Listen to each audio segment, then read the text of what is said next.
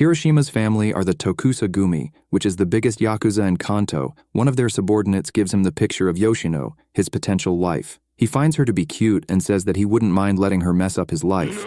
Meanwhile, Yoshino gets word that her family, the Kirigaya Gumi, who are the biggest Yakuza in Kansai, are going into a super alliance with the Tokusa Gumi. Both family heads Gaku and Renji swear an oath in brotherhood. She rushes to her grandfather to confront him about the news, but she's concerned about the part that reports that she's getting engaged to Kirishima. She gets livid when Grandpa Renji confirms it to be true. She is turning 17 and he doesn't think that she will have a love life, so he decided to find a guy for her. He states that Kirishima is just as handsome as his grandfather Gaku. He has known their family for a long time, and this is why he is allowing it. Renji feels like she has inherited his good looks, but Yoshino doesn't seem to think so, because everyone around thinks she's either a hostess or a divorcee with a child. Her granddad advises her to go to Tokyo and meet the guy and see how she feels about the situation. She does so and finds herself at the capital, where she is escorted to the Tokusa home by Kirishima, who presents himself as a guard. She's impressed by the size of the house. Gaku comes to greet her, and she starts to fangirl about how handsome he is.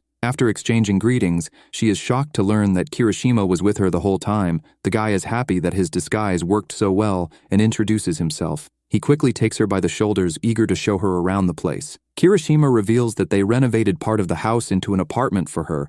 Since it is separated from the main house, they hope that she will feel a lot more relaxed. Yoshino appreciates the gesture, but she's not sure if she's even going to be staying. Kirishima makes it clear that they don't have a problem if she decides to reject the arrangement. He understands that this old-fashioned marriage setup is very difficult. However, the guy is happy that she at least came to meet him. By the time Yoshino realizes she is transferred to Kirishima's private school, she confesses that she is a pushover in these kinds of situations, but she can't help but feel like she was duped. Kirishima joins her after figuring out her classes, and she is doing fine arts. She is impressed to learn that he is studying math and science. Yoshino confesses that she is not smart and is even surprised that she got admission into such a high-ranking school. As they get to class, Kirishima makes sure that they are on a first-name basis. She is just relieved that he is a normal and nice person. Some girls interrupt Yoshino as she checks her timetable in class. She is a little surprised that they are talking to her because no one spoke to her in her previous school. They notice that she came to school with Kirishima and want to know if she is a relative. She informs them that she is not, but their families are close. Yoshino confirms that she's not his girlfriend either. However, they live together. The girls get a glazed look on their faces as they demand her to stop beating around the bush and just answer them. They leave shortly after. To her confusion, she finally understands what is going on as she walks through the corridor and gets scowled at by the girls. Her trance is broken when Kirishima calls to her. The female students start to fangirl seeing him so animated. Yoshino comments on how popular he is. Kirishima doesn't seem to think so because no one really talks to him apart from greetings. Everyone knows that he's the grandson of a Yakuza. She is shocked to hear that people know and wonders why they are not scared. He points out how the police now act against the Yakuza if someone was to report something that they did. Yoshino asks if he finds it annoying when people look at him weird because of his family background. He turns around with a deranged look, stating that he doesn't really care. Yoshino gets startled a little and sees a hint of red flag, but she brushes it off. That night, she is not able to sleep as she thinks about how Kirishima seemed like a completely different person at that moment. She goes to get a drink of water and notices Kirishima coming out of a room with red residue-stained hands like he just had a ketchup party. She hides when he glances over and says that he looks like a Yakuza. The following day at school, she asks him to accompany her to shop later as she needs to get some daily necessities. She goes to class thinking about what she saw the previous night when she overhears some girls bad-mouthing her. They call her flashy and speak about how she's working for the family to pay off a debt. The girls find that story to be believable just by looking at her face. Yoshino can't believe that this stigma has followed her to the capital. Later that evening, the two make their way to town where she excuses herself to go withdraw some money at the store. On her way back, she catches the attention of some guys. As they surround her, she can smell the tipsy juice coming off them. As they talk, it also dawns on her that the guys are hitting on her. She has never been in this situation before. The troublemakers drag her to an alleyway, promising to make sure that she gets to where she needs to go. She tries to inform them that someone is waiting for her, but they don't listen. Kirishima catches up to them and drags the first guy back as he tells them that she is with him. He smashes the first guy's head when he tries to act tough. Yoshino watches on terrified as Kirishima repeatedly beats the ringleader. She begs for him to stop, but he wants to continue a little longer. He then holds his victim and warns him to remember his face, telling him that Yoshino is his girl, so he should make sure that he never talks to her again. Kirishima also orders the ringleader to tell his friends about him, and if he tries to get revenge, he will eliminate him and anyone he is close with. Yoshino worries about the injured guys, but Kirishima assures her that they will not meet their demise from that small beating. Judging from the way she handled the situation, he can see that she has never had guys hit on her before. He knows this is because all the people around her knew that she was the granddaughter of a Yakuza boss. He is positive that she has had a guard who intimidated anyone who tried to get close to her.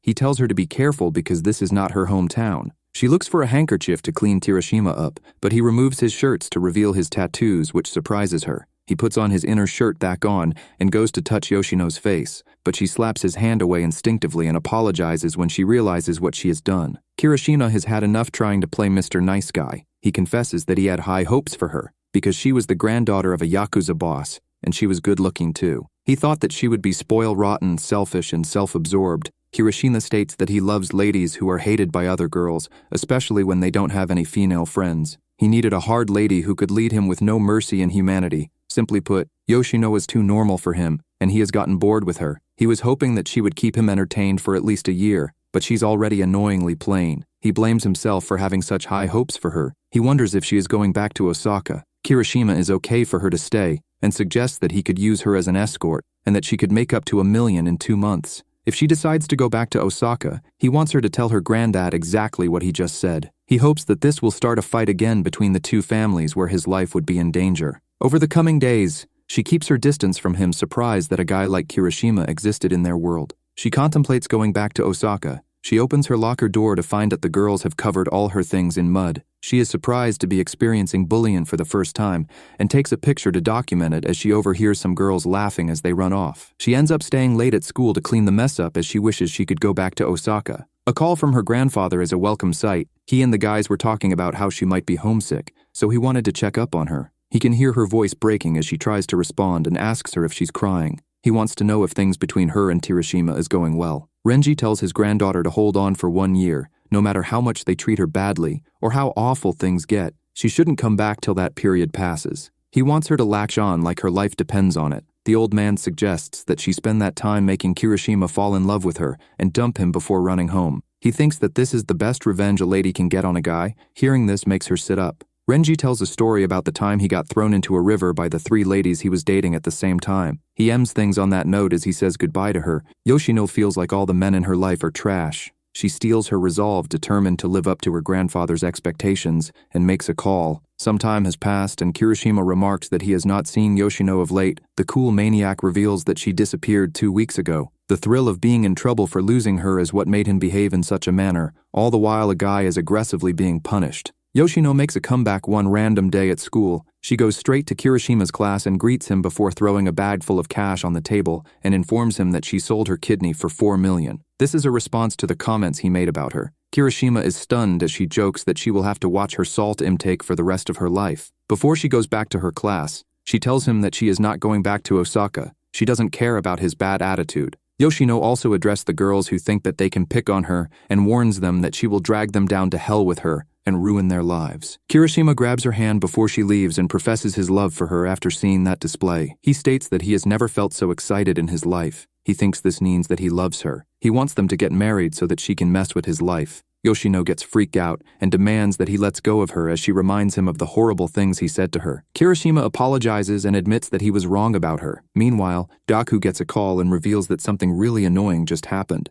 Yoshino spends the rest of the day trying to hide away from Kirishima. She finally finds a place free from him to have her lunch. She complains to herself about how the guy is all over her like white on rice. All this running around is not good for the cut from her kidney transplant, which is just about healing. This stress and pain is very uncomfortable. She still can't believe that Kirishima professed his love for her after being so disrespectful. The thing that worries her most is the fact that she doesn't know what he is thinking, because he's always smiling. The look of dread washes over her face when she hears his voice behind her. Yoshino steps back, wanting to know how he managed to find her. Kirishima teases her a little longer, saying that no matter where she is, he will instantly know. He confesses his love for her again, before revealing that he had a GPS implanted in her electronic dictionary. She gets livid and breaks it. The Yakuza stalker informs her that Gaku wants to discuss something with them. Later that night, the fiancés wait in the main room, and Yoshino thinks that she is going to get scolded for selling her organ and shouting at those girls. Kirishima is surprised that they are joined by Tachibana and Inamori instead of his grandfather. The two reveal that the boss is away on business. Tachibana informs the couple that the daughter of Yakuza Enterprises president has gone missing. Kirishima discloses that they are a third-string Tokusa clan affiliate, and his granddad is on the second tier. Tachibana gets back on topic and reveals that the girl is around the same age as the couple. Tachibana doesn't rule out the fact that she could have run away from home or she was taken by someone. He wants Yoshino to understand that there will be big issues if anything was to happen to her. So until the president's daughter is found, Kirishima is to always be with her. The smiling madman is happy with that arrangement. Inamori is also available to them. The lady feels like it is 50-50 that she snaps and eliminates Kirishima by the end of this. She guesses that they will have to stay at home till this is settled. Kirishima has a different idea because he has made reservations for them to go out for dinner. He assures her that they will be fine and further entices her to follow if she wants to know what is going on. They soon arrive at their private room at the restaurant where Yoshino enjoys a fried dish. She wants to know why he loves her suddenly. Kirishima tells her that it's the whole package and offers some of his food. Even though he is being nice, she still feels like something is off. Kirishima keeps his end of the deal and gives her a picture of Shiori, the daughter of the president. She notices the tattoos on her arm. Kirishima explains that the girl doesn't have a police record. He only interacted with her once at a funeral 2 years prior. The guy just got the typical spoiled rich girl vibe from her. Kirishima is sure that she either got taken or ran away. Yoshino worries that whatever happened to her could also befall them. Kirishima reveals that he is fine because he is not the boss's grandson by blood. The old-timer didn't have kids. Gaku is his granduncle, and Kirishima was imposed on him when he was 12 years old. He steps out to receive a call, and he comes back to inform her that the body of an associate member of Yakuza Enterprise was found. The two continue their conversation the next day at school. The deceased guy was running gaming rooms where illegal gambling occurs. Shiori was a regular at one of the rooms, and this is where she got to know the associate. Some of this is happening outside of Tokusa clan turf, and Kirishima is not up to date on what goes on outside their territory. Tokyo is run by 3 Yakuza families, unlike Yoshino's hometown where her family controls everything. The Tokusa clan owns 70% of the territory. The remaining area is split between the Ishiro and Katabami clan. There has been a 100-year bloody stalemate between the 3 clans. After school, Kirishima goes for a funeral, so Yoshino is accompanied by Inamori to get a new hairdryer since the voltage difference in Tokyo and Osaka blew up her old one. After conversing with her driver, she is happy to have finally met a normal, nice person. They end up talking about Kirishima, and Inamori admits that he has never had a proper conversation with the guy. He reveals that in middle school, Kirishima beat up 20 students so badly that his parents had to get Gaku to fix the problem. Kirishima ended up in the Yakuza in the aftermath. They get caught in traffic, and Yoshino spots Shiori entering a club in town. She IDs the girl using her tattoo and calls Kirishima to inform him. He notes that she is on the Kurigaya clan turf. This is why they couldn't locate her because they would never look in such areas. Kirishima feels like he can go to the club since he's not technically part of any family. She worries for his safety and decides to go with him. Gaku gets word of what is going on and decides to leave the couple to their devices. The two gain access to the club, and Yoshino doesn't like the environment. They squeeze through the VIP area where they overhear Shiori talking with her friends. She's going overseas the next day and will not be able to come back for some time because her father is worried about her. She is fed up of being babied. Her friends want to know what she did to require her to flee the country. It is revealed that she was cheating in the gaming rooms with a dead associate. They swindled over 500 million yen from the Filipino mafia. She has paid for some guys to protect her till she leaves. Shiori clarifies that she only invited old rich men to play and didn't do the cheating. Kirishima has heard enough and barges into the room. He greets her, but she doesn't recall him. He informs them that he's Gaku's grandson. Yoshino also introduces herself in the background. He makes himself comfortable as he orders her to cancel her trip and join him at their family's office. She and her father can resolve this before it becomes more complicated, which would cause trouble for the Name family. While he was talking, Shiori's guards call for backup. They smack Yoshino to the ground as soon as they enter. Kirishima gets furious and kicks one of the guys to the ground. He follows up by using a fork to poke the eye of the other, as though he was going to add it to his salad. The smiling madman makes it clear that none of his attackers are making it home alive. As Yoshino recovers, she watches her man beat the men and is amazed by his strength. It only highlights how weak she is. She refuses to back down and uses her hairdryer to take down one of the guys. Kirishima looks to draw as much natural ketchup from the guy who made his woman's nose leak. Yoshino stops him before he eliminates the man. She assures him that she is fine, and trash like them are not worth the criminal charge. He hugs her when it seems like she is okay. The following day at school, it is reported that the president of Yakuza has been exiled from the mafia. He and his daughter have fled the country since they are not safe. Yoshino notices the bandages all over Kirishima's face. She didn't recall him being this injured. He confesses that after she left, he caused some more trouble since he was on Kirigaya turf. Kirishima drops a bag with 10 million yen for her. It's his cut for locating Shiori.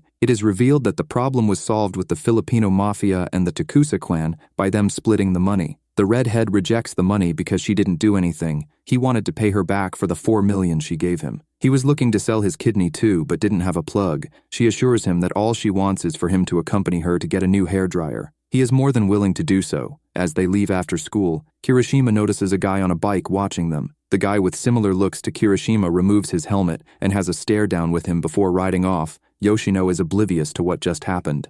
Kirishima later goes to meet up with his side quest, and she complains that it has been too long since they have seen each other. She suspects that he has a girlfriend. Kirishima comes out clean as he confesses that there is a girl that he likes. His side piece can't believe that he's talking about other girls in her presence. However, she is curious and wants to see a picture of her rival. He doesn't hesitate to show the picture of Yoshino. The lady admits that she doesn't like girls like Yoshino, but she can see that the pictures he has of her are naturally beautiful. Kirishima confirms this, stating that the redhead doesn't like him taking photos, so he hides to take them. The crazy guy is sure that Yoshino is willing to take him down with her if he does anything too shady. The mistress tells him to give up on her when she hears that Yoshino is always mad, but he doesn't want to because he loves her. Kirishima finds the idea that she might like someone else in Osaka to be thrilling. The side piece tries to persuade him to forget about her. All the while, Yoshino sleeps in her room but senses that someone is in there. The following day, she wakes up sure that it was not a dream. The only culprit that comes to her mind is Kirishima, but she is confused because she is sure that she locked the doors and bolted it with the chain. Yoshino suspects that he is bored of her now and is trying to eliminate her. She is annoyed that she has gotten so used to his antics that the thought of this doesn't bother her. Yoshino decides to change the lock on her door and sleep with a knife for protection. That night, she pretends to sleep when he comes in. The guy sits over her for a while, and she notices that he has an injury on his face. She turns her back to reach for her weapon, ready to defend herself if he tries to end her in her sleep. She gets confused when he starts to braid her hair. She becomes annoyed and jolts up to attack, but Kirishima promptly disarms her and pins her to the ground. He tells her that she startled him and apologizes if he was rough since he acted on reflex. He lifts her up and makes sure that she is not hurt. Yoshino wants to know how he got in. The crazy guy admits that he made a replica of her key using aluminium foil, and he used string to move the chain holding the door.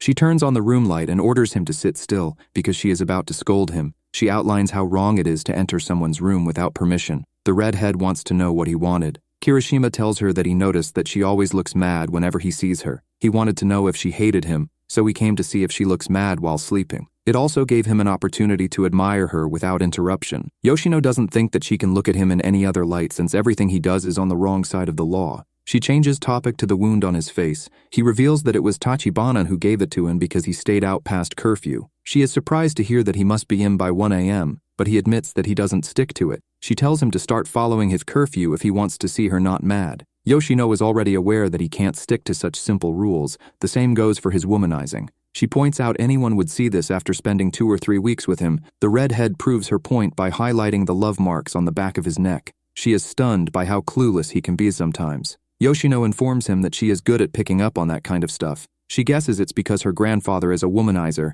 She asks Kirishima to confess if he has any kids running around Tokyo. The redhead advises him to get his act together. He is surprised that she didn't get mad that he was fooling with another girl. She makes it clear that she is a hothead and would eliminate the man that she likes if she found out that he was unfaithful. Kirishima feels like she should be trying to end his life then. Yoshino tells him that she doesn't like him. He wants to know if she hates him. He discloses that he enjoys being around her to the point that school has become more interesting because of her presence. She informs him that he sounds like a child that has a crush, which is strange coming from someone as brutal as him. Yoshino says that she doesn't avoid him because of hatred, but rather because he is unpredictable. She gives him some compliment about how refreshing it is that he gives his all in whatever he does. He grabs her as she looks for a first aid kit to treat his wounds. He holds her while promising that he will work hard so that she will want to kill him when he fools around. The summer season comes, and she waters the place as she complains about not getting enough rest because it is hot. Kirishima interrupts to inform her of a package he got from her hometown. She notices that he also got a letter. He reveals that it's a response from Renji regarding the apology he sent for getting her injured in the club fight. She is taken aback by how weirdly considerate he can be sometimes. They both go inside, and she shows him the picture of her late father. The guy was normal and didn't like the Yakuza life, so he got married right after high school. Unfortunately, he lost his lights in an accident before Yoshino was born, so she doesn't really know how he was as a person. Kirishima is puzzled to hear that it was an accident and changes the topic as he informs her that her grandpa will be in Tokyo soon. She didn't hear about it. The crazy guy reveals that it is an assembly of the Yakuza. The night of the meeting comes, and the Reiji thanks them all for gathering. The bosses talk business over some drinks. All the while, Kirishima explains that it is a social event that happens 4 times a year. Tachibana advises her not to stick her nose into the business like she did during the Yakuza Enterprise incident. Kirishima whips out some old photos of their grandpas when they were younger. She is surprised by how much Kirishima looks like him. They notice that Renji is in all the pictures. Gaku didn't like taking photos, so they guess that it was Renji that had the influence to make him take them since they were so close. Akishiba is also in a few pictures. All 3 friends are now heads of major organizations. During that interval, the meeting ends and the old boys briefly meet. Renji slips some sweets into their pockets, but it seems to also have a message attached. Gaku and Akishiba leave to take care of business, while Renji carries on the party with Ranzo, who is chairman of the Himatarano clan. Mirumi watches on Salty about something. That evening, it is revealed that the guy on the bike is called Shoma, and he is affiliated with Yoshino because she calls him to searching her room back at Osaka to find a picture album. The following day, she meets up with Hote, who is one of her grandpa's men. He informs her that the old man had to rush back to deal with a few things. He offers to get her lunch, but she says that she has a date with Kirishima. Hote wants to know how he's treating her as he heard about the nightclub incident. She assures him that he's not sending her out at night often. Yoshino is asked to describe her match and unsavory adjectives comes to her mind, but she just says that he's mentally durable. Hote wants her to invite him to Osaka so that he can test if he can take care of her. He reveals that it is his duty as the one who practically raised her. Yoshino confirms that Kirishima likes her, but she reveals her plan to dump him and run back home. Their conversation is interrupted when Shoma arrives. She is shocked to see him. The guy came to deliver the picture album. She is surprised that he didn't pack for the trip and insists that he's to stay the night before heading back to Osaka. She gets him a change of clothes. All the while, Kirishima heads down to the basement, which he only has access to. He picks up a file on Shoma and studies it. Meanwhile, Shoma and Yoshino go for some food. She remarks on how much he eats and pulls his sleeves up so that his tattoos are not seen. Shoma also asks about Kirishima. She is a bit more honest and tells him that the guy is crazy. She reveals her plan to him too. Shoma tries to shed light on some Yakuza politics that could lead to aggression, but he ends it and says that he's overthinking. He pays for the food, and she takes him to a hotel. She is exhausted and lies on the bed. Shoma sits elsewhere as she vents about Kirishima. She wishes she could head back to Osaka with him, so he suggests that she give him the order for him to eliminate her fiancé. From the way she is talking, he can see that Kirishima is dangerous. She thinks that ending him is a bit too far. He informs her that he's ready to execute whenever she wants before going out for a smoke. While he is outside, he is confronted by Kirishima. The crazy guy points out that this is the first time that they have met and expresses his intention to take Yoshino home. Shoma wants to know if he has been following them. Kirishima refuses to give that information out and insults his abilities for not noticing. The motor rider takes offense to that and wonders if he wants to start some trouble. The smiling maniac makes it clear that he wouldn't want to pick a fight with Yoshino's family. He outlines how they will be brother-in-laws if he married her. Shoma makes his disdain for such a future clear. Kirishima tells him that he's acting on his own plans to make sure that Shoma doesn't think that he is pushing Gaku's agenda. He is aware that Yoshino could be used to spark a war with the West. However, she could also be used as a deterrent. Kirishima is sure that these are not the reasons she was brought to Tokyo, because her grandfather doesn't intend for him and her to get married. Kirishima knows that the old man is trying to manipulate him for personal reasons, and he accepted the offer fully aware of this, because he also plans on using him too. The crazy guy is confident that Yoshino will be with him if he's doing what Renji wants. Kirishima confesses his love for Yoshino and doubles down, stating that she is irreplaceable. She rushes over surprised to see him. Kirishima informs her that he has come to take her back home. She quickly figures out how he tracked her and asks for the device, which he gives without protest. She reveals how he cloned her phone to get her location and recalls telling him that she would disclose her whereabouts if he called, so she is confused by all this James Bond nonsense he is pulling. Kirishima promises to call next time. Shoma grabs her hand when she is about to leave and suggests that she follow him back to Osaka. From his interaction with her fiancé, he can confirm that the guy is crazy. Kirishima grabs her other hand and pulls her towards him as he tries to affirm that she is coming home with him and says that he's the best person for her to marry. The other two look at him like he is crazy. Shoma just calls him a stalker. Kirishima refers to him as an outsider to disregard his opinion, but Yoshino reminds the stalker that Shoma is her family and he's rather the outsider. He apologizes. The redhead shows her appreciation to Shoma for his concern, but she lets him know that she will be staying for the time being. The following morning, she rushes to the train station and is happy that she made it before his train left.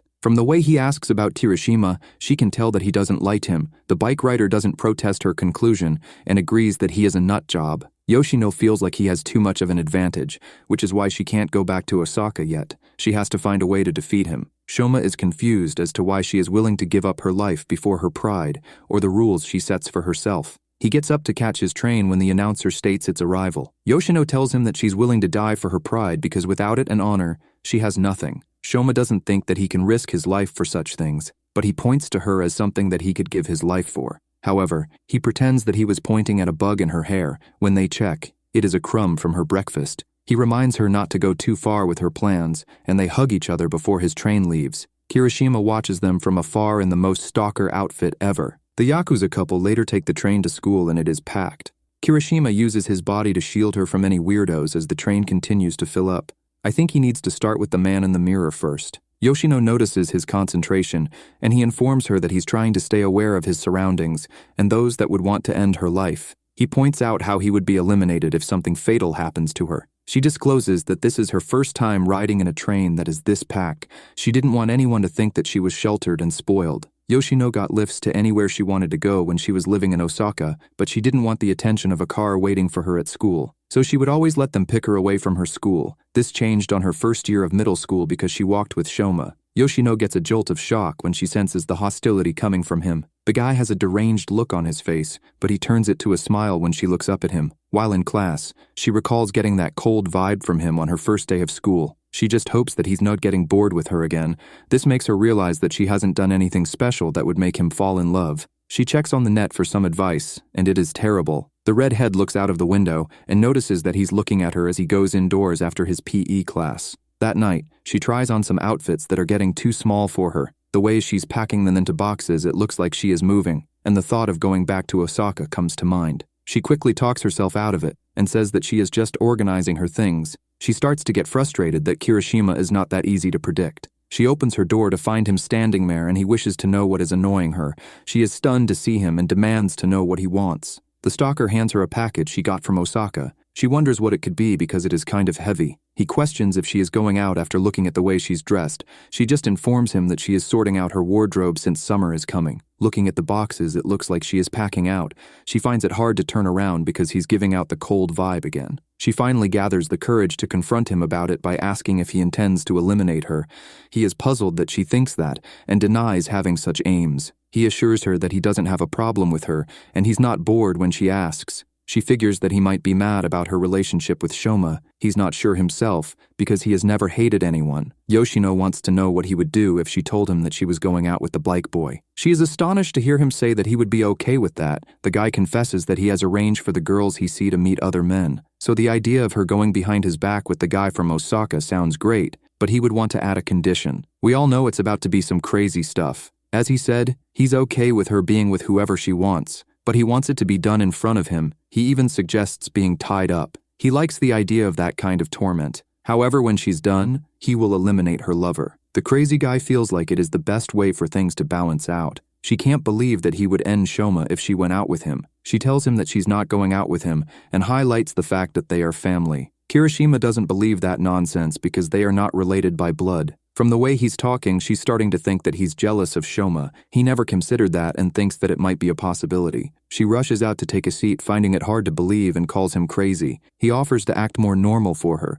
In the spirit of fairness, she reveals her plans to leave in a year. However, she has decided that she will stay in the off chance that she falls in love with him. She is sure that he will try to act like her ideal guy, but that will not work. He wants to know what he has to do then. She is surprised that a playboy like him would ask such a question. She informs him that he must act like the craziest guy in the world. This is music to Kirishima's ears, and he doesn't think that he could ever be bored with her if she doesn't ever change. She calls him crazy again. He thinks this talk is the first step to their marriage. She goes to her room to get some rest and tells him to leave. Some time passes, and Yoshino wakes up with a cold. It is revealed that it is something that she gets every summer. She messages Kirishima to tell him that she will not be able to go to school as she wants to recover from her illness. Not long after, he knocks at her door to deliver some sports drinks to keep her energy up. He offers to go to the shop again to get her some food, but she insists that he go to school when he reveals his intention to stay back to take care of her. He agrees to go, but alerts her that he will be messaging her every hour to check up. While at school, she informs him that her fever has gone higher,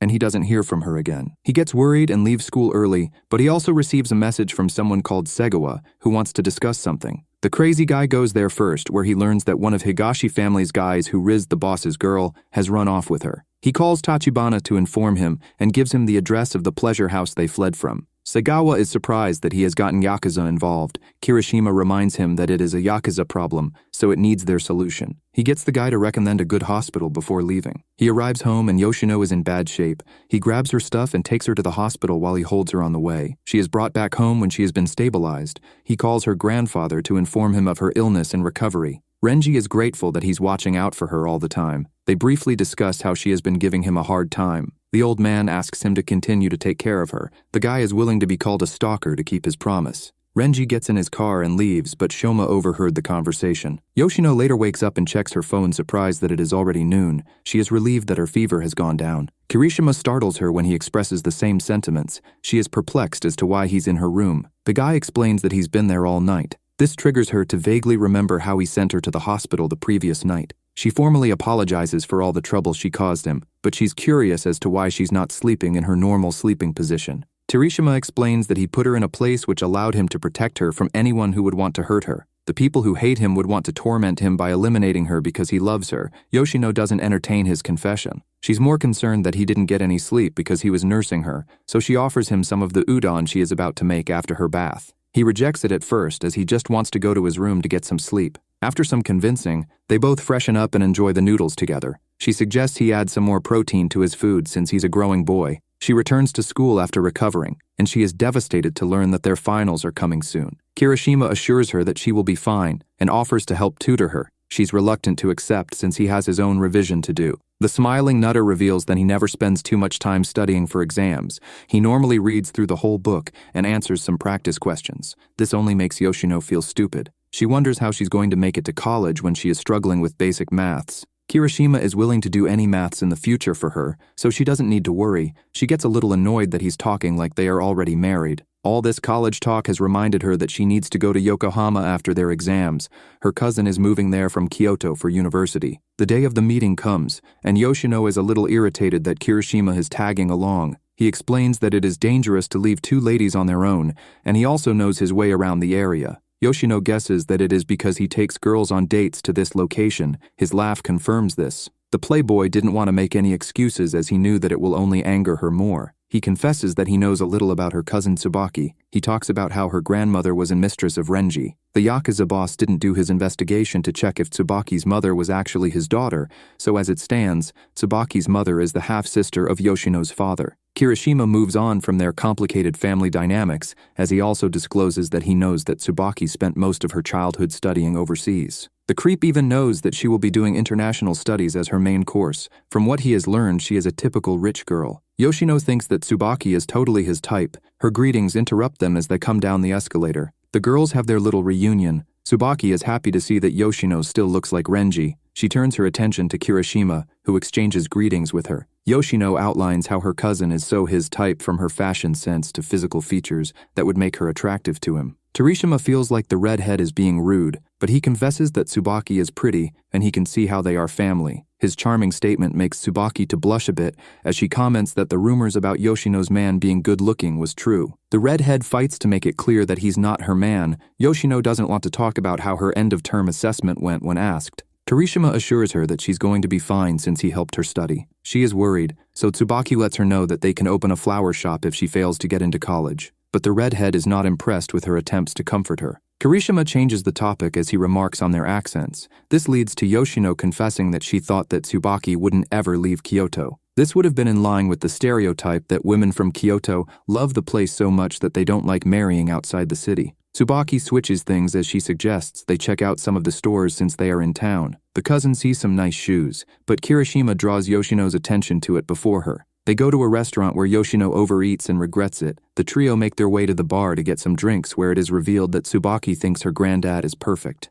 However, Kirishima disagrees, calling Yoshino perfect. Tsubaki warns her cousin that guys with the level of riz that Kirishima has tend to be cheaters. Yoshino sells him out, revealing that he has a roster of ladies. but she states that Tsubaki is just the same. The lady confesses to seeing 3 guys at this moment, and this doesn't include her random encounters. Kirishima can see how guys would find it difficult to resist her. Tsubaki gets straight to the point and asks if the couple have taken things to the next level. The crazy guy is sure he would be eliminated by the redhead and her family if he made that kind of move. Tsubaki confirms that she's a freak when she comments on how she would want to have relations with the first man to have Yoshino. Kirishima doesn't object to this, but the redhead is irritated by the demonetization conversation. She is fed up with them and now craves something sweet after seeing another table's shaved ice, so she leaves to order some. This gives Tsubaki a chance to express her opinion about Kirishima. She first says how happy she is to see Yoshino doing well after everything that has happened. The crazy guy feels like Yoshino takes unnecessary risks, but he promises to protect her. Tsubaki is not worried about that and thinks that he can be considerate when he feels like it. But she agrees with Yoshino that he is a scumbag. Tsubaki already sees the whole picture from the way he treats her and Yoshino differently. He doesn't like talking to her, but he pays so much attention to Yoshino's talking points. Tsubaki concludes that he wants the redhead's affection, but he can't seem to get it so far. After hearing her out, he prepares to ask a question, but Yoshino interrupts with the dessert. They enjoy the food and continue to hang out through to the evening. Yoshino gets a call from Inamori, telling her that the school called the house to inform her that some of the sheets from her math homework is missing. She remembers that she has them in her textbook. A teacher is waiting till 8 p.m. for her to submit it. Kirishima calls a cab for her, but he decides to stay back to make sure that Tsubaki gets to her hotel safely. As soon as the redhead leaves, the 2 red flags go to the Ferris wheel to continue their discussion. Kirishima knows that Tsubaki's mother is currently with the director of Doseikai Hospital in Kyoto, which is part of the largest civilian medical group in the country. There is a lot of nasty rumors about Doseikai and their illegal organ transplant program. He gets straight to the point and asks where Yoshino's kidney is at. He knows how difficult it is to sell a kidney in the country without the right connections. He is sure that Tsubaki was Yoshino's plug. He also knows that she hasn't sold it because he couldn't find the evidence of the transaction anywhere. This led him to conclude that she didn't cake it in the first place, but the scar for the procedure was there. The only 2 ways to confirm this was to either scan her or ask Tsubaki. The cousin admits that she didn't take the kidney, but she took 1.5 liters of blood for the 4 million yen. This was the least she could do given how much the girl was willing to risk her life not to be looked down upon. Kirishima is interested in buying the blood, but he's denied and not told what it's going to be used for when he asks. They end the conversation there. Kirishima admits that Tsubaki is just as charming as Yoshino. The lady calls him an evil Rizzler, but she will not take action for now because Yoshino seems to be doing well. However, she warns him that he will never see her again if he messes up. She is willing to change Yoshino's face using plastic surgery to make sure that he never finds her. She's also not willing to give him the criteria which would make her take such actions. The following morning, the Yakuza couple do some gardening, and Yoshino is happy that she made the submission on time. She wonders if Kirishima was able to ask Tsubaki his question. She tells him that she doesn't care because she trusts Tsubaki, but she would blame herself if she conspired with him and betrayed her. The lady messages him just as they are discussing her. Yoshino is surprised that they got along so well that they exchanged contact. She informs him that she has found an apartment and sends him a picture of Yoshino in a swimsuit eating noodles. This was in exchange for a picture of Renji when he was younger. The redhead demands he delete the picture of her, fearing he's going to use it as blackmail, but he assures her that it's only for him to enjoy. Tsubaki later calls Yoshino to talk about Kirishima. The cousin reveals that the playboy told her that he went to Osaka to see Yoshino when he was 12 years old. Sadly, he was not able to meet up with her. Yoshino wonders what his objective was back then. Tsubaki suggests that he might have already been in love with her. Yoshino doesn't think he genuinely likes her. She feels like he would lose interest in her if she ever fell in love with him. The redhead is sure that he's more infatuated with her more than any romantic feelings. She is confused with all this and decides that it would be best for her to just keep things as they are for now. Tsubaki can't believe that the first person to confess to Yoshino is a crazy guy. She wonders if the redhead has ever spoken to him about his ex-girlfriend. She knows that he's in the streets, but all she ever talks to him about is food and current events. Tsubaki teases her, saying that they have just skipped to the old retired couple phase. The cousin advises her to start trying to figure out if Kirishima likes her, because if he does, her issues will not end if she runs back to Osaka. She later finds herself at school thinking about how she's going to figure out if Kirishima really likes her. As she walks through the corridor, the announcer proclaims that their summer vacation will begin the following day. Kirishima is surrounded by some girls, but they get flustered when they spot Yoshino coming and excuse themselves. She is a little confused that older students are showing her that kind of respect. The couple head home, and the playboy explains that he was discussing who will end up on guide duty for their school's open day. She is shocked to hear that he is part of the disciplinary committee when he reveals that taking care of visitors is part of their responsibility. She finds it funny that he follows school rules but breaks the country's law because for normal students, it is the opposite way around. She thought that the girls were asking him out. He admits that this was the case in his first year, but he turned them all down. No one bothers him now because they assume the result will be the same. Yoshino is sure that his guy friends would be jealous if he had any. Kirishima makes it clear that she's the only one he needs. He has never had a friend before. She is the first person he has ever talked about food and current events with. The girl finds it strange that he is asking his first ever friend to marry him and wonders if the guy knows what it means to be romantically interested in someone. She thinks that he's getting things confused and she might be in the friend zone. One night, a mixer has been held for some of the high-class youths in the Tokyo area, and a girl named Nao seems to be talk of the event. It is revealed that she used to be a child actress, but retired because her parents moved to America for work. Upon her return, she won the beauty contest at her university. Some of the guys at the event fawn over how cute she is. She is joined by Sarah, who hands her a drink. The girls begin to hype up Nao, who is about to become a newscaster on a major network. Their conversation turns when Sarah spots Ozu, who happens to be Mao's ex. The girls can't believe she broke up with such an attractive guy. She reveals that he called her an attention seeker when she wanted to enter the beauty contest. The girls agree with her decision to dump him. She knows that all the girls laughing along with her think that she's a schemer. She doesn't care because she is the most successful one in their group. The girls joke around about Nao ending up with a scary guy like Kirishima. He comes over as they discuss the strange rumors about him. He greets Sarah since they are acquainted. After some small talk, he is introduced to Nao. It is revealed that she has some big event in Osaka, and he states that he might try and go if he's free. Nao goes to the bathroom rattled because no one knows that she had a summer fling with him when she came back to Japan during her vacation. She knew how dangerous the guy was. Nao composes herself and comes back out to find Kirishima waiting for her. They have their real reunion. She apologizes for pretending not to know him, but he's cool with it. Though he recalls her being a bit more assertive, she attributes this to her living overseas at that time. The playboy tells her not to try and fit into her current environment too hard. He writes his number on a business card that someone gave to him and hands it over to her, letting her know that she can contact him if she ever needs anything. She looks at the business card, and she can't believe that he would use such a big shots card as a scrap piece of paper. The lady can see that Kirishima has some crazy connections. Ozu was watching their interaction this whole time. Kirishima's return home after the event triggers Yoshino to recall that Tsubaki pointed out how she doesn't even know how her fiancé spends his time. She decides to call him to finalize what date they should go to Osaka. He sees a post from Mao revealing the date she's going to be at Osaka, so he tells Yoshino to book their trip for that same period. The day comes and they arrive at Osaka. Yoshino feels like it has been forever since she was back at her hometown, but it has only been 3 months. She wonders what the playboy is going to do while she goes to visit some graves. Her grandfather is also not around to keep him busy. Kirishima is sure that he will find something to entertain himself with. She begs with him not to cause any trouble during his stay and keep to his nice guy act. They do some aggressive shopping before they get to the house. While in the cab on their way to get some food, Kirishima is glad to see her so happy. She tells the driver to stop when they arrive at her favorite food stall. She rushes out surprised to see Shoma there. He says he has come to eat some takoyaki since he has already finished his classes. Shoma finally discloses that he came to pick her up because he knew that she would stop there for lunch. Kirishima comes out to ask what they are to do about the cab. He greets Shoma, but the bike guy is not thrilled to see him at all. Yoshino realizes that these two could end up having a fight if she is not strategic in the way she manages them. She draws the playboy's attention to herself by telling him to move their luggage out of the car while she pays the fare. Shoma tries to cool off by having a smoke, but the store owner smacks him because she doesn't want him to put ash in front of her stall. Yoshino is so happy to see the store owner.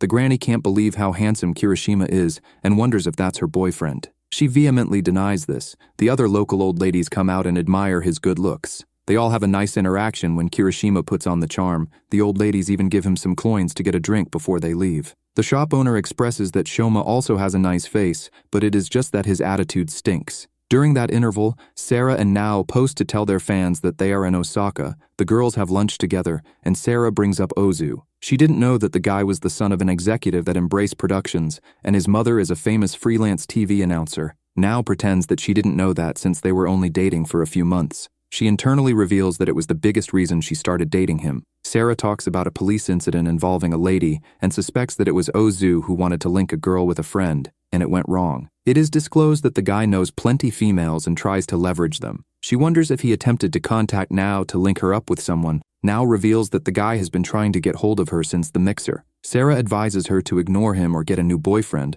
Kirishima comes to her mind. In that interim, the trio arrive home, and Kirishima shows his gratitude for them hosting him. The housekeepers are worried that such a dangerous man is allowed into their house, but they can't complain since the boss said it was okay even though he's currently away. Shoma takes the groceries to the kitchen, and Kirishima goes to Yoshino's room with her. He is impressed by how nice her room is. She even gives him one of her handmade crafts when he admires it. She is surprised how tenderly he is holding it. Their moment is ruined when salty Shoma calls her down to check something. Kirishima gets a message from Nao wanting to link up. That night, the trio go out for some food. After the meal, Kirishima bids them goodnight, revealing that he booked a hotel and already had his clothes sent there. He will be coming to the house during the day. Shoma and Yoshino go shopping, and he warns her to keep a close eye on Kirishima because guys like him are just too dangerous. He is right, because the playboy is already on Nao. She worries about his tattoos, but he assures her that he's not Yakuza. He tells her that he wanted to see her. This is why he came to Osaka. He wants to know why she contacted him. She doesn't give a reason, but he informs her that he's going to Kyoto the following day.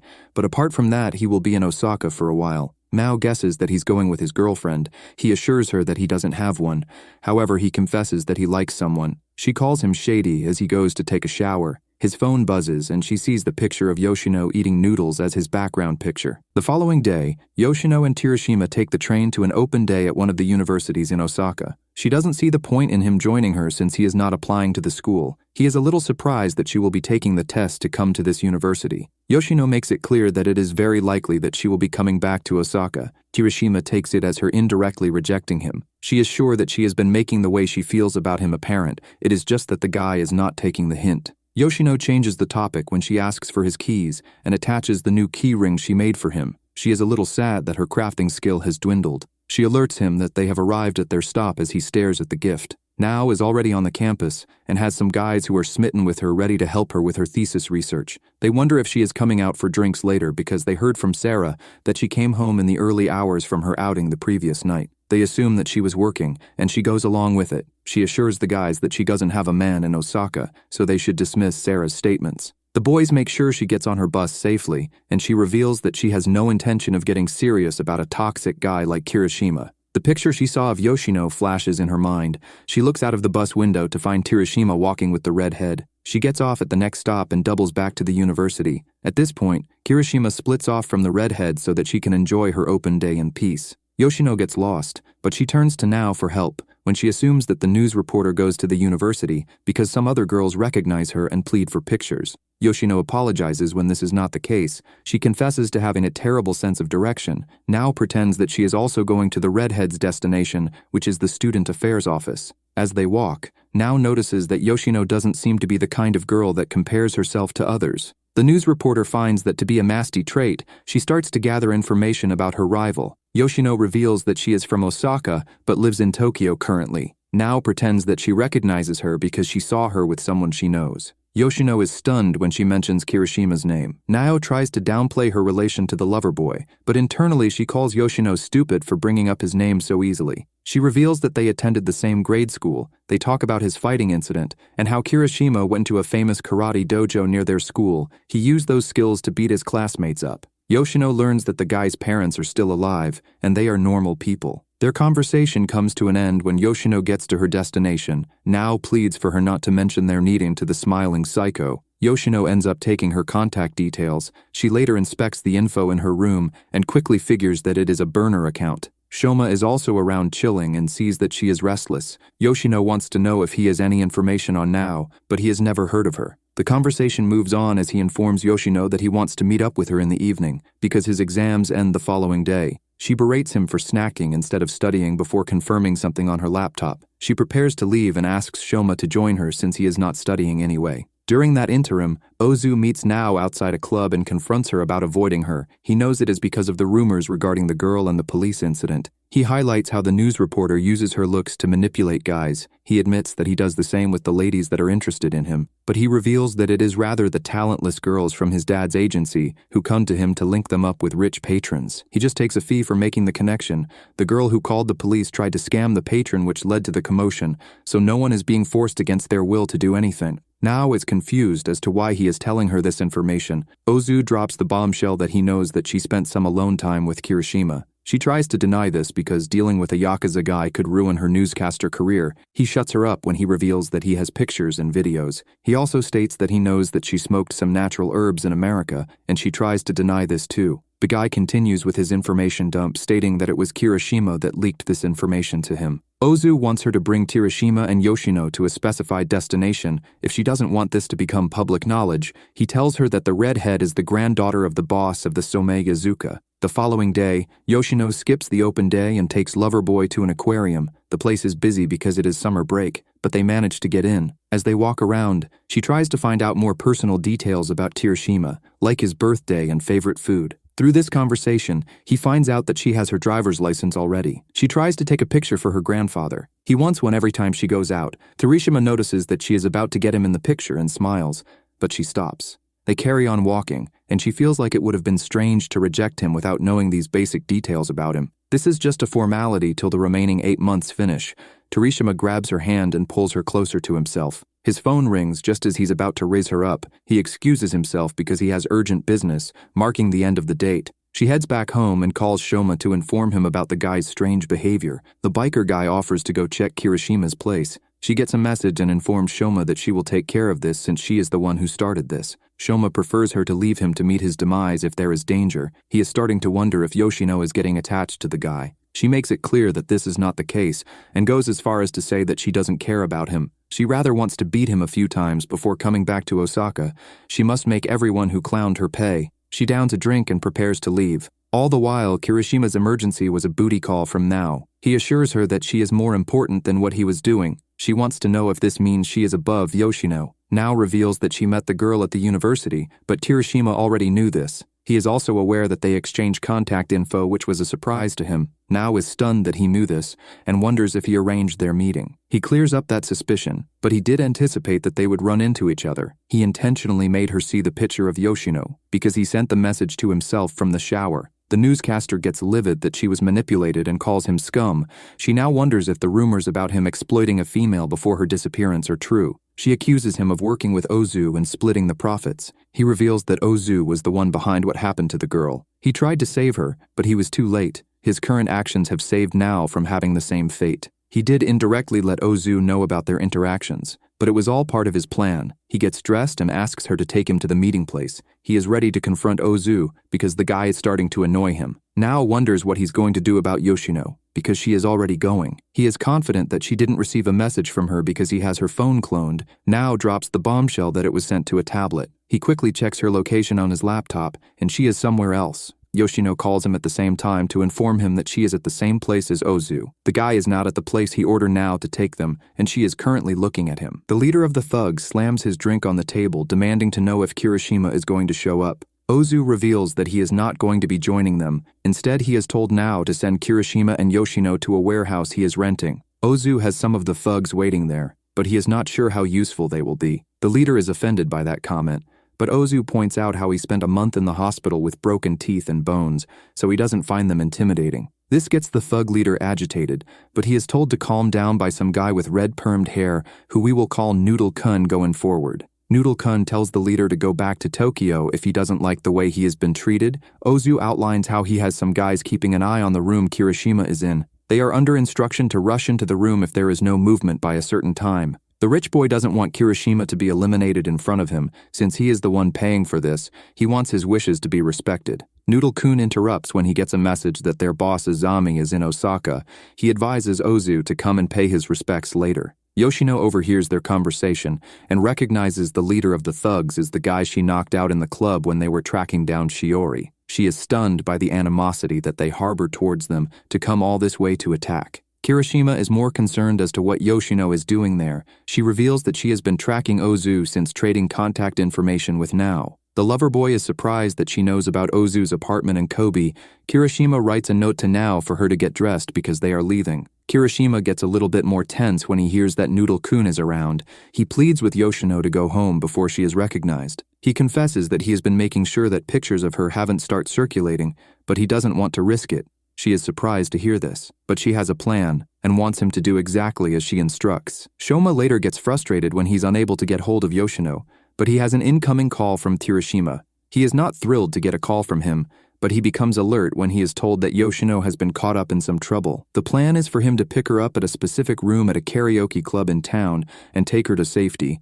Shoma promises to make Kirishima pay with his lights if anything happens to Yoshino. Kirishima confesses that he was recently thinking that he's better off if Shoma met his demise. He is open to a fight to the death when they sort this issue out. Ozu later gets word that Kirishima and Nao are on the move, so he orders the thugs to follow the duo. He excuses himself to pay his respects to Izani, who has come to the establishment. The ominous-looking guy has a nose mask on like he's still following COVID protocol. Ozu makes it clear that he doesn't think that they should be helping what he describes as no-name punks. He even goes as far as to call their revenge stupid and not worth the cost. Azami gets him to rethink his statement with just one bombastic side-eye. Ozu falls in line and promises to get things done as asked. Azami walks off and doesn't say a word. The rich guy finds him to be creepy. His thoughts are interrupted when he is joined by Yoshino. She pretends to be Sarah, but he politely confesses that he doesn't remember her. The two sit and have a drink together because he finds her attractive, even though she is not his type. He lets his guard down after recalling seeing her private profile on social media. Ozu also doubts that Kirishima sent her because he would have come himself if he knew his location. During that interval, Nao waits at the karaoke room terrified by this whole situation. She hopes to never see Kirishima after this ordeal. The newscaster remembers him telling her to give Shoma the phone he left with her when he arrives. Shortly after, the bike guy busts in and is irritated that Yoshino is not around. He guesses that Nao is one of Kirishima's girls. She quickly gives him the phone as instructed. Shoma prepares to leave and intends to send Nao with him. She pleads not to go and says that she has nothing to do with the situation. They are interrupted by the thugs who demand to know where Kirishima and Yoshino are. Shoma knocks the guy out and tells them to keep her name out of their goddamn mouth. He's definitely channeling his inner Will Smith with that one. He then proceeds to beat up the guys. Noodle-kun makes an appearance and tries to rizz up Nao before asking of Kirishima. Shoma walks past without acknowledging him. The bike guy insults his hair as he tells Noodle-kun to back off.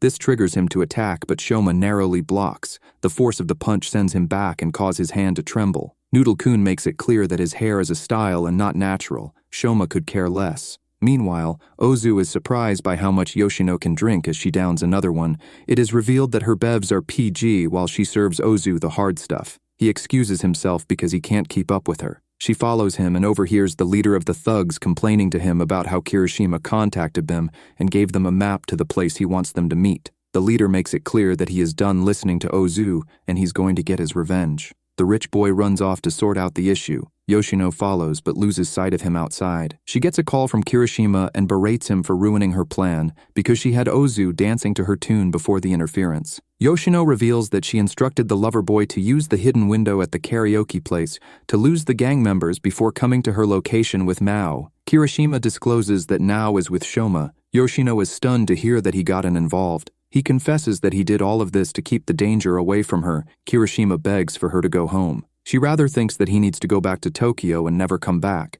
or he faced losing his life if he engages those thugs. Kirishima tells her that he wanted to tell her about his real birthday at the aquarium. He will be turning 18 soon and he wants to marry her. She can't believe that he is asking at such a time. Kirishima goes full creep mode as he says that he is the only one who can marry her. He makes it clear that he loves her more than anyone in the world. He is sure that the relationship would fail if she tried to get with anyone else. He proposes a wager. If he can defeat their foes before the midnight, she must make him her boyfriend. But if he loses, he will never bring up marriage again. She agrees, but adds that he must defeat her if he wants to date her. Kirishima is motivated to win after hearing this. He has already picked the place for his final stand. The leader of the hooligans arrives with his crew to a park full of people who are celebrating a festival, and they are confused as to why Kirishima directed them to this location. The leader orders his men to split into two groups to search each end of the park. During that interval, Yoshino also arrives using her phone. It is revealed that Kirishima invited her to come see him win their bet, but he told her to keep herself hidden. The lover boy explained how he expects their attackers will have to split up to find him,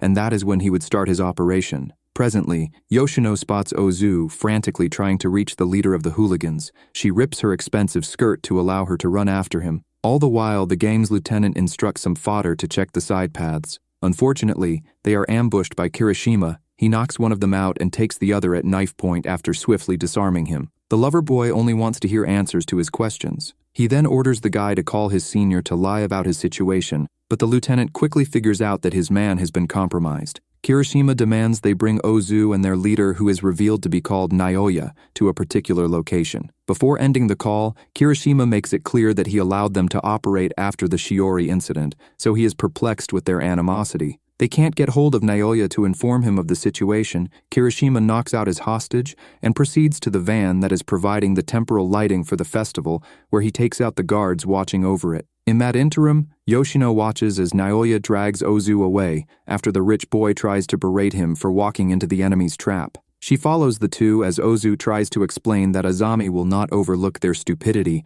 Naoya doesn't care about a guy who wears a nose mask just because he fears catching a cold. The thug boss goes as far as to call Azami a low-level Yakuza. Ozu makes it clear that this is not the case and reveals how he had a different Yakuza group trying to extort him. No one knew about this, but somehow Azami found out and offered his help. After a short time, the issue was resolved as his harassers went missing. Azami didn't show his face to Ozu or asked for money, till some time later when he asked for this favor to help take down Kirishima. Ozu warns Naoya that the nose mask guy is dangerous and doesn't do anything for free. The hooligan leader doesn't care and headbutts the rich kid, knocking him out. He then turns his attention to the person hiding in the bushes and calls for them to come out, thinking that it is Kirishima. Yoshino doesn't intend to run, so she grabs a branch on the floor before stepping out. Naoya is not intimidated by who her grandfather is. He intends to make her pay by beating Kirishima and ending her life in front of him. Yoshino makes it clear that her death wouldn't bother Kirishima at all and drops the bombshell that it would rather make him happy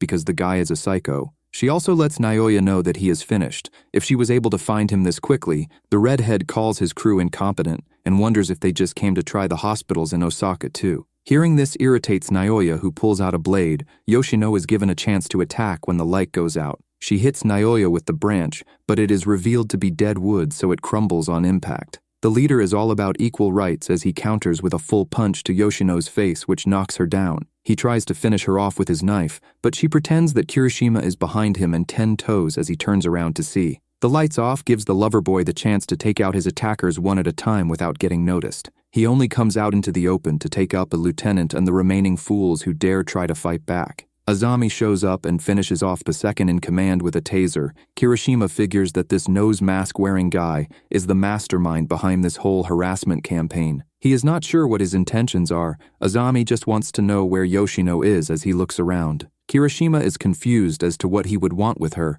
and tries to downplay her, stating that she is not worth all this effort. Azami excuses himself when he realizes that she is not with him like his sources said she would be. Kirishima doesn't intend to let him go and rushes to grab his arm, but Azami counters by also grabbing the lover boy's collar. Kirishima offers to introduce Azami to different girls. The nose mask gangster makes it clear that he has business with Yoshino. This triggers Kirishima, who tries to tick Azami's head off, but the mastermind blocks and counters with an elbow. It leads to an exchange between the two as punches fly. Kirishima takes things to the ground with a judo throw. With a deranged look on his face, the lover boy confesses that there is no one like Yoshino. Azami frees himself by pushing Kirishima back. He grabs a blade from the knocked-out lieutenant's pocket and uses it to attack Azami. He recognizes the mastermind when he knocks off the nose mask, but also notes that his face has changed. Azami pushes him into a tree and goes for the Mike Tyson bite, but Kirishima blocks with his arms and pokes Azami's arm with the blade. They break free.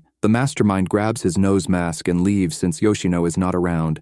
The lights come back on and he doesn't want to catch a cold. However, he asks Kirishima to extend his regards and makes it clear that the lover boy was never the target and hints to bigger things going on. During that interval, Yoshino runs through the crowd to get away from Naoya, who is hot on her tracks. She buys some time when she passes through a small gap in a fence, so the leader is forced to go around. The redhead ambushes him by crashing a rental bike into his face, knocking him down, which allows her to get close enough to taser him. Back in town, Shoma and Noodle Kun's fight has gone outside. As they clash, Noodle Kun gets a message prompting him to retreat, but he warns Shoma not to call him Curly again. Shoma wants to know what they wanted with Kirishima, but Noodle Kun reveals that it has nothing to do with that boy. He can see that Shoma is a low-level Yakuza who doesn't know what is going on. He discloses that there is going to be a lot of tedious internal beefs coming, so Shoma should quit being in a Yakuza while there is still time. The bike guy rushes to Yoshino's location, and now also runs to safety when the place is clear. All the while,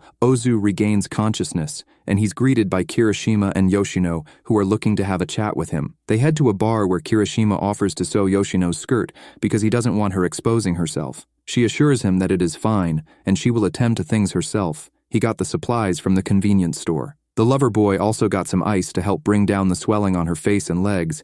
It is revealed that he beat Naoya when he found out what he did. Ozu slams his drink on the table to show his irritation to their play. The arranged couple turn their attention to him. Yoshino officially introduces herself. Kirishima feels like they can begin their talk without now, since she is the root cause for Ozu's threats against Yoshino.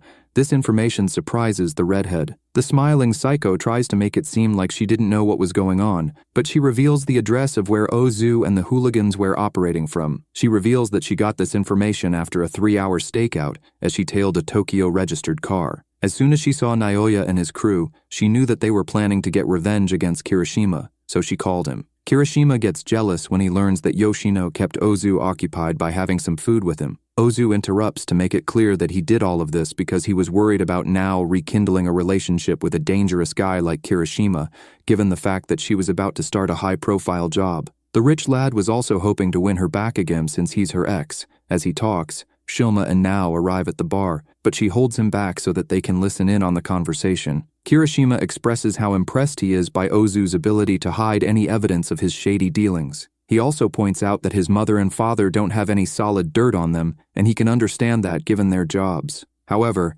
Kirishima managed to get an explicit video of his mother through an encounter that he planned. Ozu throws the phone on the ground, livid. Kirishima demands that Ozu dispose all the indecent things he has on Nao and never to contact the girl ever again. Once he has done that, Kirishima will now decide what to do with the incriminating evidence he has on his mother. Ozu has one more play as he threatens to call the police and tell them that the Yakuza is holding him ransom. He is sure that they would believe him, and this would ruin both Yoshino and Kirishima's life. The couple give each other a puzzled look before the redhead reveals that she could ruin his life because he offered adult juice to a minor. Ozu is shocked to learn that Yoshino has not reached the legal drinking age. He backs down after learning this and promises to leave everyone alone. Nao and Shoma make their presence known when she reveals that she got it all on video. With that settled, Yoshino leaves with Shoma, but she is surprised to see him beaten up as this hasn't happened in a long time. She guesses that his opponent must have been strong. They arrive at the mini-truck Yoshino used to execute her espionage. He comments on how much it sticks out given the upscale environment they are in. She apologizes for not picking his call earlier. She didn't expect Kirishima to get involved. Shoma wants her to fill him in on everything that happened when they get home. All the while, Kirishima walks with Nao, and she hopes that the evidence that she has on her phone will be enough to keep Ozu away from her. The lover boy assures her that Ozu understands that he can't mess with her anymore. Nao is impressed that Yoshino can deal with his antics. This prompts him to ask if the redhead said anything about him when they met. Nao informs him that Yoshino only called him an acquaintance. She doesn't think that he has a chance with her and feels like he should give up. Nao also thinks that Yoshino is stupid and has a bad attitude. This is not the type of girl that Kirishima goes for. The guy insults her by stating that him having an affair with her doesn't mean anything, so she gives him that Oscar-winning slap. She quickly realizes that he said that to get that kind of reaction from her. Nao jumps into a taxi and tells Kirishima to lose her number because she doesn't want to see him ever again. He makes it clear that he was going to change numbers anyway. Yoshino catches up to them as Nao leaves. Shoma also left on his bike, leaving the two alone. Kirishima says sorry for everything. She is impressed that he managed to sort the problem within the time limit.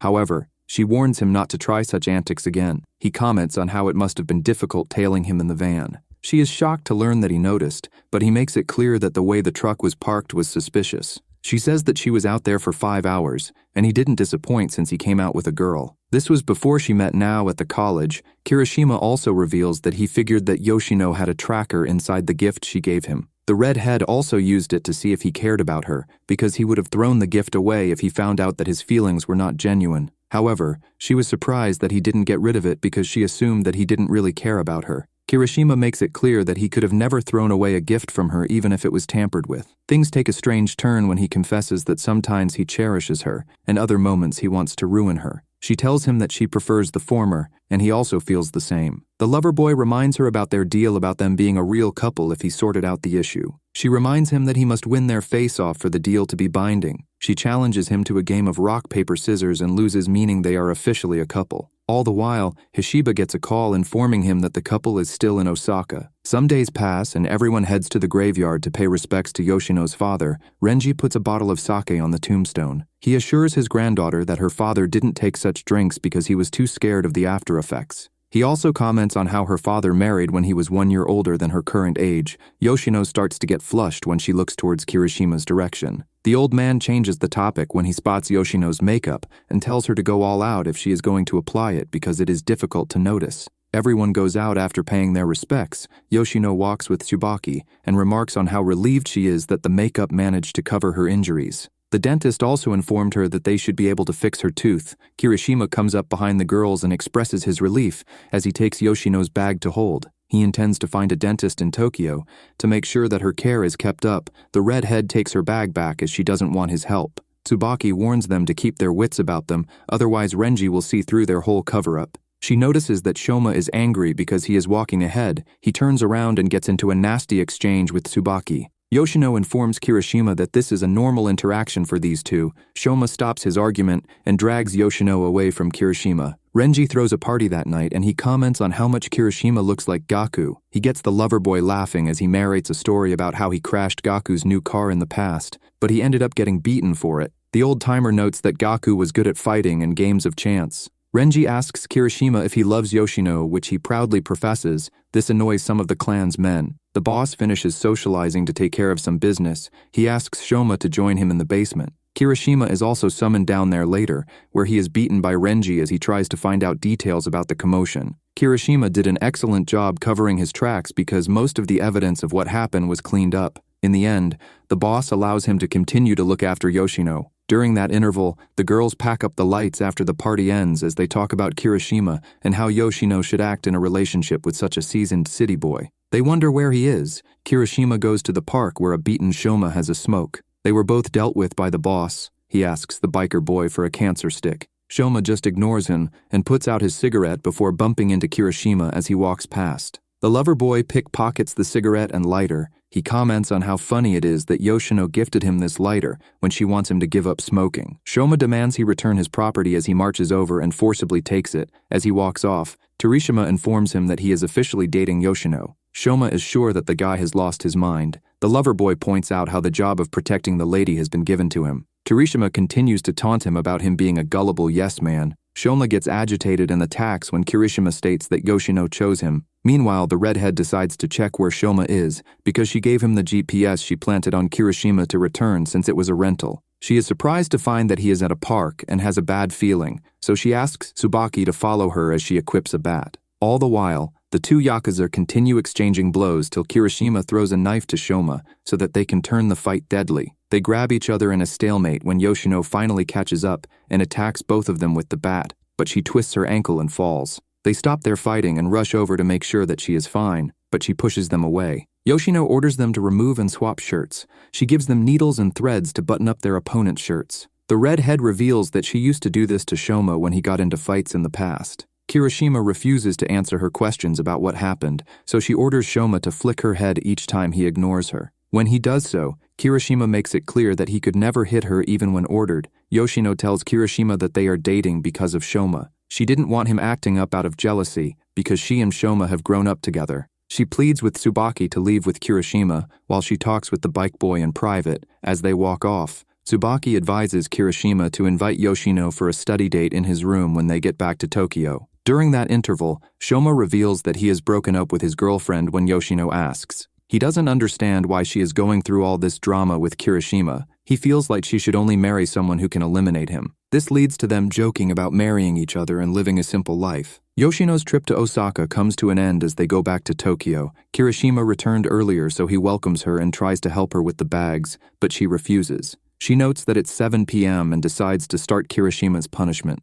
The following morning, the lover boy wakes up and looks for Yoshino to head to summer school with her, but she is nowhere to be found. The guys at the house inform him that the redhead got a lift from Inamori. He rushes to the school and tries to talk to her, but he's ignored. The silent treatment is confirmed when they arrive home, and she starts to talk to Inamori as she thanks him for the lift. The redhead even pretends that she didn't come home with Kirishima. Inamori wonders what Kirishima could have done to get this treatment. His actions flash into mind. That night he calls Tsubaki for some advice as he aggressively rings Yoshino's doorbell. The cousin lets him know that she used to do the same to Shoma when she was really upset with him, and it usually lasted 24 hours. She ends the chat when Renji calls her to come and eat. The following day, Kirishima tries to win her over by cooking some of her favorite foods, but she ignores him. He gets depressed because it has been over 48 hours since the silent treatment begun. Tachibana doesn't care about his relationship issues and makes that known. The others don't know what to do with all the food he made. The lover boy asks them to eat it before it spoils. He continues to act depressed, which confuses Tachibana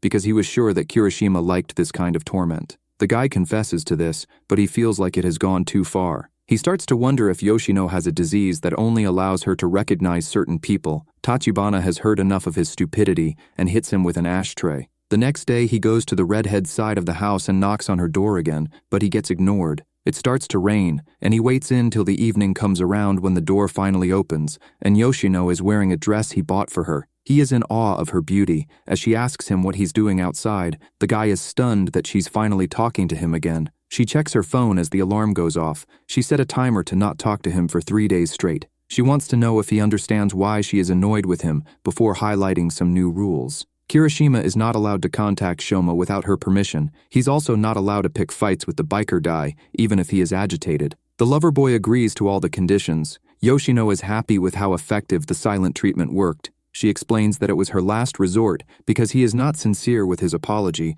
when she normally has a serious talk with him, and he loves it when she yells. So she decided to give him the Shoma treatment. Kirishima pleads with her not to do that again, and she threatens to make it longer if he keeps messing up. The redhead uses a towel to dry him while also making it clear that the only one he's allowed to drag into his mess is her. He agrees to this and picks her up, stating how beautiful she looks. Even Yoshino is taken aback by his charisma. Kirishima is also surprised that she wore one of the dresses he bought. She reveals that it was to break the ice. She normally doesn't wear the expensive gifts he buys her because she is keeping it in case she must pay for his bail. She makes it clear that he is the only person such a provision must be set up for. Kirishima already knows that this is not the case for Shoma. He starts to outline some of the good things about the biker guy, like how he is sociable and hardworking. Kirishima even goes as far as to call him the model of a future Yakuza. On the other hand, Kirishima knows that he himself doesn't have the likability factor, and he doesn't trust people, so he knows he can't function as a high-level Yakuza, which is why he doesn't want to be one. He notes that he has never had any true friends and wishes he lived near Yoshino and Shoma. Maybe they would have been childhood friends. Yoshino points out that he's her boyfriend now and wonders what that entails. Kirishima takes her hand, and she notices that it is rough, so she pulls out some cream for him to apply. The lover boy uses it as a chance to try and riz her up, but she headbutts him, annoyed by his actions. The following day, there is a new report of a dump truck crashing into a Kurigaya Gumi-affiliated office. The police have taken it as an accident, but Yoshino is sure that there is more to this, so she calls Shoma, who eventually picks up. He confirms that there was some infighting, but it has been taken care of by the higher-ups. Tensions have also been high since Yozo, the head of the Kurigaya Gumi, was arrested. All the while, Renji gets summoned along with Narumi to help solve these issues. The two lieutenants assure their superior not to worry. The old man apologizes to Renji for getting him involved, but he lets it be known that he's ready to work. After the meeting, Renji teases his colleague before leaving. Narumi enters his car and calls Hishiba to inform him of how things are proceeding. Hishiba promises to take care of Renji before ending the call. His sleeve is shown to have some natural ketchup on it. Things switch to Azami, who has been beaten up, and he lies on the apartment floor. Noodle-kun says that it's his punishment for messing with Yoshino. He gives the nose mask guy a flyer to inspect, and it is for a high school mock exam. Things switch to Kirishima, who buys some dessert and flowers for Yoshino on the way home. He enters and gets worried seeing her on the floor, but he checks only to learn that she is sleeping, so he puts his jacket over her and lies next to her. All the while, Shoma calls, but he is unable to get hold of her, so he rides off. Things switch back to Kirishima, who strokes Yoshino's face as he admires her. This brings the season to an end.